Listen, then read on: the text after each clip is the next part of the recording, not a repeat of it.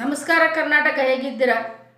SIR ಅಂತ ಹೇಳಿದ್ರೆ ಏನಾದ್ರು ಇವತ್ತು ಕರ್ನಾಟಕದಲ್ಲಿ ಒಂದು ಅದ್ಭುತವಾದ ಒಂದು ರಿಪೋರ್ಟ್.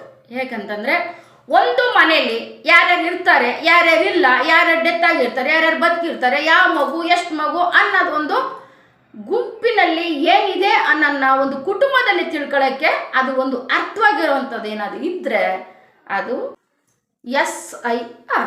ಓಕೆ, ಒಪ್ಕೊಳ್ಳೋಣ. ಇಲ್ಲಿ ಏನಾಗಿದೆ ಅಂತಂದ್ರೆ, ರಾಜ್ಯ ಸರ್ಕಾರ ಕಣ್ಣು ಮುಚ್ಚಾಲೇನೆ ಮಾಡ್ತದೆ. ನಾವು ನೋಡಿದ ಮಟ್ಟಿಗೆ ನ್ಯೂಸಲ್ಲಿ ಅಥವಾ ದೊಡ್ಡವರಲ್ಲಿ ನಾನು ತಿಳಿದ ಮಟ್ಟಿಗೆ ಏನಾದ್ರು ಇದ್ರೆ ಆ ವಿಷಯ, ಯಾರೋ ಬರ್ತಾರಂತೆ, ಯಾರೋ ಮನೆಗೆ ಬರ್ತಾರಂತೆ, ಮನೆಗೆಲ್ಲ ಬರಲ್ಲ. ಇವಾಗ ಯಾವುದೋ ಒಂದು ಚೌಟ್ರಿನೋ ಒಂದು ಯಾವ್ದಾದ್ರು ಯಾವುದೋ ಒಂದು ಚೌಟ್ರಿ ಅಥವಾ ಒಂದು ಖಾಲಿ ಮನೆ ಎಲ್ಲ ಸೇರ್ಕೊಳ್ಳೋದಂತೆ.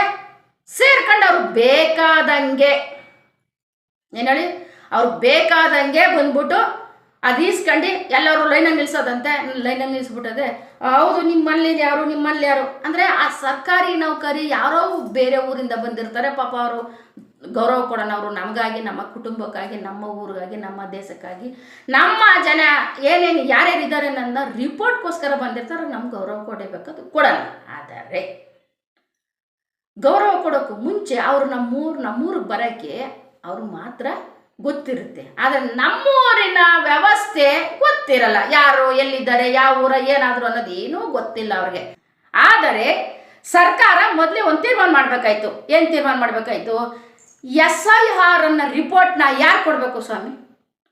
ನಮ್ಮೂರಲ್ಲಿ ಹುಟ್ಟಿರ್ತಕ್ಕಂಥ ಅಥವಾ ನಮ್ಮೂರಿಗೆ ಕೆಲಸಕ್ಕೆ ಬಂದಿರತಕ್ಕಂಥ ಆಶಾ ಕಾರ್ಯಕರ್ತರು ಹಾಗೂ ಅಂಗನವಾಡಿ ಟೀಚರ್ಸ್ಗಳಿಗೆ ಮಾತ್ರ ಇದು ಗೊತ್ತಿರುತ್ತೆ. ಯಾಕಂದರೆ ಆ ಊರಿನ ವಾತಾವರಣ, ಯಾವಾಗ ಹುಟ್ಟದ, ಯಾವಾಗ ಸತ್ತೋದ, ಎಷ್ಟು ಜನ ಮಕ್ಕಳು, ಯಾವಾಗ ಗರ್ಭಿಣಿ ಆದ, ಮತ್ತು ಎಷ್ಟು ಮಕ್ಕಳಿವೆ, ಅಕಸ್ಮಾತ್ ಏನಾದರೂ ಅವ್ರ ಗಂಡನ ಹೆಸರು, ಅಕಸ್ಮಾತ್ ಎರಡನೇ ಗಂಡ ಆಗಿರೋರು ಎರಡನೇ ಗಂಡ ಇದ್ದಾರಾ ಅಥವಾ ಸತ್ತೋಗಿದಾರನ್ನ ರಿಪೋರ್ಟು ಯಾರ್ಯಾರ ಗೊತ್ತಿರೋದೇನಾದ್ರು ಇದ್ರೆ ಅದು ಅಂಗನವಾಡಿ ಕಾರ್ಯಕರ್ತರು ಹಾಗೂ ಆಶಾ ಕಾರ್ಯಕರ್ತರಿಗೆ ಮಾತ್ರ ಗೊತ್ತಿರುತ್ತೆ.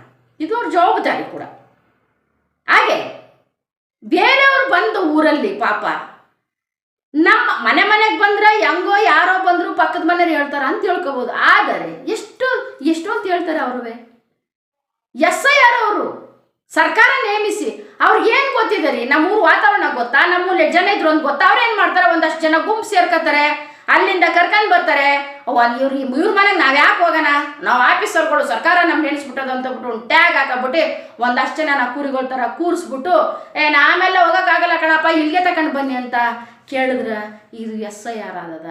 ದಯವಿಟ್ಟು ಕರ್ನಾಟಕದ ಜನತೆಗೆ ನಾನು ಕೇಳ್ಕೊಳ್ಳೋದು ಇಷ್ಟೇ ತಾಯಿ, ನೀವು SRI ಮಾಡಿಸೋದೇನು ಉದ್ದೇಶ? ನಾವು ಎಲ್ಲಿದ್ದೀವಿ, ಎಷ್ಟಿದ್ದೀವಿ, ಏನು ಜನ ಇದ್ದೀವಿ ಅಂತ ಅಷ್ಟೇ. ಇನ್ನು ಮುಸಲ್ಮಾನ್ ಜನಗಳು ಪಾಪ ಅವ್ರು ಎದುರ್ಕೊಬಿಟ್ಟವ್ರೆ.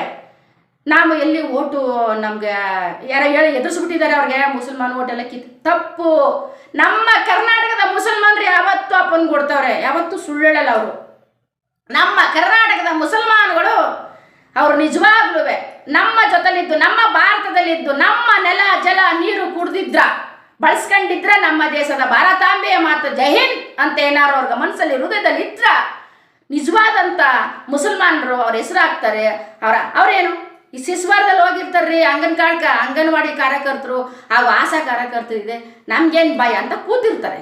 ಮನೆ ಒಳಗೆ ಬರಲಿ ಬಿಡಿ, ನಾವು ಯಾಕೆ ಹೋಗೋಣ, ಟೈಮ್ ಯಾಕೆ ವೇಸ್ಟ್ ಮಾಡೋಣ ಅಂತ. ಆದರೆ ಇಲ್ಲಿ ಗಾಬರಿ ಎತ್ಕೊಂಡಿದೆ ಯಾರಾದ್ರ ಆಚೆ ಕಡೆ ಬಂದಿರತಕ್ಕಂತಹ, ನಮಗೆ ಗೊತ್ತಿಲ್ಲಪ್ಪ, ಆಚೆ ಕಡೆ ಬಂದಿರತಕ್ಕಂತಹ ಬಾಂಗ್ಲಾ ಮುಸಲ್ಮಾನರಿಗೆ ಭಯ ಉಟ್ಬಿಟ್ಟಿದೆ. ಎಲ್ಲಿ ನಾವೆಲ್ಲಿ ಒಟ್ಬಿಡ್ತೀವೋ, ನಮ್ಮನ್ನೆಲ್ಲ ಆಚೆ ಉಟ್ಬಿಡ್ತಿರೋ ಅಂತ. ಇಲ್ಲ, ಅವ್ರಿಗೇನಾದ್ರು ಒಂದು ವ್ಯವಸ್ಥೆ ಮಾಡ್ಬೋದು ಸರ್ಕಾರ, ಯಾರನ್ನೂ ಕಳಿಸಲ್ಲ. ನಮ್ಮ ಭಾರತ ಸರ್ಕಾರ, ನಮ್ಮ ಕನ್ನಡದವರು, ನಮ್ಮ ಕನ್ನಡದ ಹೃದಯ ಶ್ರೀಮಂತಿಕರು ಯಾರನ್ನೂ ಆಚೆ ಕಳಿಸಲ್ಲ. ನಿಮ್ಗೆ ಏನಾದ್ರು ಓಟಲ್ಲಿ ಅಕಸ್ಮಾತ್ ಲೀಸ್ಟಲ್ಲಿ ನಿಮ್ಗೆ ಇಲ್ದೇನೆ ಪಾಪ ಅಕಸ್ಮಾತ್ ವೋಟರ್ ID, ಅಕಸ್ಮಾತ್ ವೋಟರ್ ಲಿಸ್ಟ್ ನಿಮ್ಗಿಲ್ಲ, ಅಕಸ್ಮಾತ್ ಇಲ್ಲ ಅಂತಲೇ ತಿಳ್ಕೊಳ್ಳಿ, ಹೆದರ್ಕೋಬೇಡಿ. ನೀವೆಲ್ಲ ಒಂದು ಗುಂಪಾಗಿ ನಮ್ಮಂತವ್ರಿಗೆ ಮನವರಿಕೆ ಮಾಡ್ಕೊಳ್ಳಿ. ಸರ್ಕಾರದಿಂದ ನಿಮ್ಗೆ ಏನಾರು ಒಂದು ವ್ಯವಸ್ಥೆ ಮಾಡ್ಬೋದು, ಒಳ್ಳೆಯವರಾಗಿ ಬದಲಾಯಿಸ್ಕೊಳ್ಳಿ. ಏನಾದ್ರು ಬಂದಿರೋ ನಮ್ಮ ಕರ್ನಾಟಕದಲ್ಲಿ ಒಳ್ಳೆಯದಾಗಿ ಇರಬೇಕು ಅನ್ನೋದಾದ್ರೆ ಸೇರ್ಕೊಳ್ಳಿ ನಮ್ಮ ಭಾರತ ಮಾತೆಗ. ಅಥವಾ ಏನಾದ್ರು ನಮ್ಮಲ್ಲಿ ಭಾರತದಲ್ಲಿ ಬಂದು ನಮಗೆ ಕೆಡಕೆ ಅಂತ ನಾನು ಅನ್ಕೊಂಡೇನಾರ ಬಂದಿರ ನೀವಾಗಿ ನೀವು ಹೊರಟೋಯ್ತಿದ್ದೀರಿ. ನಾವು ಯಾಕೆ ನಿಮ್ಮನ್ನ ಕಳಿಸೋಣ ತಾಯಿ, ನಿಮ್ಗೆ ದೇವರೇ ಕಳಿಸ್ಕೊಡ್ತಾನ. ಹಾಗಾಗಿ ಭಾರತ ಮಾತಾಂಬೆ, ನನ್ನ ಭಾರತದ ಕನ್ನಡಿಗ, ನನ್ನ ಭಾರತದಲ್ಲಿ ಸೇರ್ಕೊಂಡಿರ್ತಕ್ಕಂತಹ ನನ್ನ ಕರ್ನಾಟಕ ಮುಸಲ್ಮಾನರು ತಿಳಿಸೋದೇನಂತಂದ್ರೆ, ನೀವು ಆರಾಮಾಗಿ ಮನೇಲಿರಿ. ಯಾಕೆ ನೀವು ತಪ್ಪು ಮಾಡಿಸ್ಕೊತೀರಿ, ನೀವು ಯಾಕೆ ತಪ್ಪು ಅನ್ನಿಸ್ಕೊತೀರಿ? ಮನೇಲಿರಿ, ಅವ್ರು ಬರ್ತಾರ. ಏನೋ ಒಂದು ನಿಮ್ಮದು ಸಬ್ಜೆಕ್ಟ್ ಏನಿದೆ, ಅಪ್ಪ ಅಮ್ಮ ಅಣ್ಣ ತಮ್ಮ ಹೇಳಿ, ಎಷ್ಟು ಜನ ಮಕ್ಕಳಿರಲಿ ನಮಗೆ ಗೊತ್ತಿಲ್ಲ ರೀ, ಎಷ್ಟು ಜನನಾರ ಮಕ್ಕಳು ಮಾಡ್ಕೊಳ್ಳಿ, ನಮ್ಗೆ ಏನು ಬೇಕು, ಸರ್ಕಾರ ನಿಮ್ಗೆ ಆದೇಶ ಕೊಟ್ಟದೆ, ನಿಮ್ಗೆ ಶಕ್ತಿ ಇದೆ, ಅನ್ನ ಹಾಕ್ತೀರಿ, ದುಡಿತೀರಿ, ಇರಿ, ಯಾರು ಬೇಡ ಅನ್ನಲ್ಲ. ಆದರೆ ಕೆಟ್ಟದ್ದು ಬಯಸಬೇಡಿ, ಕೆಟ್ಟವ್ರು ನಿಮ್ಮ ಜೊತೆಲಿದ್ರು ನೀವೇ ಹಟ್ಬಿಡಿ ಅಂತ ನಾನು ಹೇಳಕ್ಕೆ ಇಷ್ಟಪಡ್ತೀನಿ. ಈಗ ನೀವು ಕೇಳ್ಬೋದು ಏನಂತ, ಆಶಾ ಕಾರ್ಯಕರ್ತರು ಮತ್ತು ಅಂಗನವಾಡಿ ಕಾರ್ಯಕರ್ತರು ಬರ್ತಾ ಇಲ್ಲ ಅಂತ. ಬರ್ತಾ ಇಲ್ಲ ಅನ್ನೋದಕ್ಕೊಂದು ಕಾರಣ ಕರ್ನಾಟಕ ಸರ್ಕಾರ.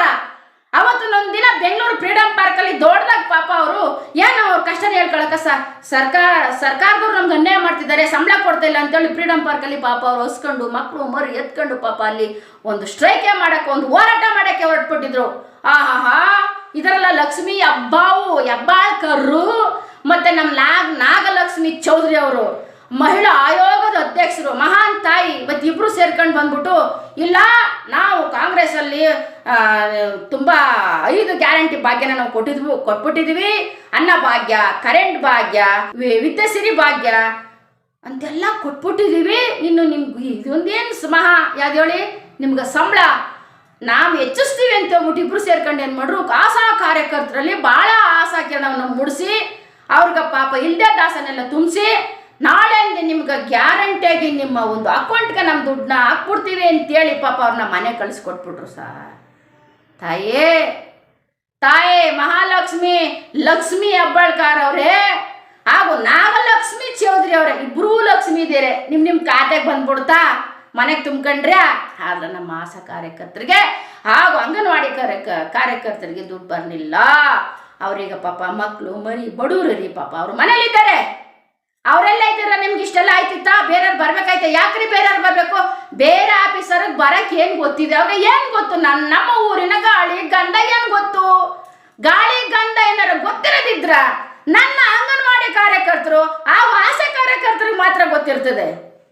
ಇಂಥವ್ರನ್ನ ಆಯ್ಕೆ ಮಾಡ್ಕೊಂಡು ನೀವು ನಿಜವಾಗ್ಲೂ ಒಂದು ಒಳ್ಳೇದು ಮಾಡ್ತೀನಿ ಅಂತ ಏನಾರು ಕರ್ನಾಟಕ ಸರ್ಕಾರ ಯೋಚನೆ ಮಾಡಿದ್ರ, ಇವರಿಬ್ಬರನ್ನ ಮತ್ತೆ ಕೂಡಲೇ ಅವ್ರಿಗೆ ಏನೇನೋ ಪಾಪ ಅವ್ರಿಗೆ ಪೇಮೆಂಟು ಸಂಬಳ ಕೊಡ್ಬೇಕನ್ನೋದಿದ್ರ ಅವ್ರಿಗೆ ಗೌರವಧನ ಕೊಟ್ಟು ದಯಮಾಡಿ ನಮ್ಮ ಊರಿನ ಗೌರವವನ್ನು, ನಮ್ಮ ರಾಜ್ಯದ ಜನ ಯಾರಿದ್ದಾರೋ ಭಾರತೀಯರು, ಪರಭಾಷೆಯರು ಯಾರು ಒಳ್ಳೆಯರಿದ್ದಾರೋ ಅವ್ರನ್ನ ನಿಜವಾಗ್ಲೂ ಒಂದು ಒಳ್ಳೆ ರೀತಿಯಲ್ಲಿ ತಿದ್ದುಪಡಿ ಮಾಡಿ ನಮ್ಮಲ್ಲಿ ಒಳ್ಳೆಯ ಓಟ್ ಹಾಕ್ಸಿ ಒಳ್ಳೆಯವ್ರನ್ನ ಆರಿಸ್ಕೊಳ್ಳಿ, ನಮ್ಮಲ್ಲಿ ಉಳಿಸ್ಕೊಳ್ಳಿ ಅಂತ ನಾನು ಕೇಳಕ್ಕೆ ಇಷ್ಟಪಡ್ತೀನಿ. ಜೈ ಹಿಂದ್, ಜೈ ಕನಕದಾಸ.